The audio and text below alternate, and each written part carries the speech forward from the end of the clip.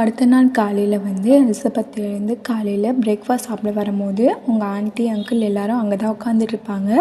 அப்போன்னு பார்த்தா அவங்க அங்கிள் அந்த கார்டு, அந்த 11 வருஷத்துக்கு முன்னாடி அவர் டச் பண்ண அந்த கார்டு அந்த அங்கிள் கையில் இருக்கும். அவங்க ஆண்ட்டியும் இந்த கார்டு எப்படி உங்ககிட்ட வந்துச்சுன்ற மாதிரிலாம் கேட்டுட்ருப்பாங்க. அப்போ அவங்க அங்கிள் சரியாக பதிலெலாம் சொல்ல மாட்டாங்க. ஒரு மாதிரி வில்லத்தனமாக சிரிச்சிட்ருப்பாங்க. அதெல்லாம் உனக்கு எதுக்குன்ற மாதிரி அவர் கேட்டு, அவங்க கசின்ஸ் இருப்பாங்கள்ல, எலிசபெத்தோட கசின்ஸ் என்னது இதெல்லாம் அப்படின்னு சொல்லிட்டு கேட்கும்போது, இது ஒரு கதை அப்படின்ற மாதிரி அவங்க அப்பா உங்கள் அம்மா கிட்டே கேட்டுக்கோங்க அப்படின்னு சொல்லிட்டு போயிடுவார். ஆனால் எலிசபெத்துக்கு ஆல்ரெடி ஞாபகம் இருக்கும், அவங்க ஆன்ட்டியும் அவங்க அம்மா உயிரோடு இருக்கும்போது அவங்க அம்மா அந்த கதையை சொல்லியிருப்பாங்க. எப்படி இந்த ஸ்டோரி ஸ்டார்ட் ஆச்சு, எப்படி இந்த கார்ட்ஸுக்கெலாம் பவர் வந்துச்சு, இந்த நைட்மேர் கார்டு என்ன அப்படின்ற கதை ஆனால் இன்னும் அந்த நைட்மேர் கார்டை எப்படின்னு அவங்களுக்கு யாருக்குமே தெரியாது. அந்த கார்ட்ஸுக்கெலாம் எப்படி பவர் வந்துச்சு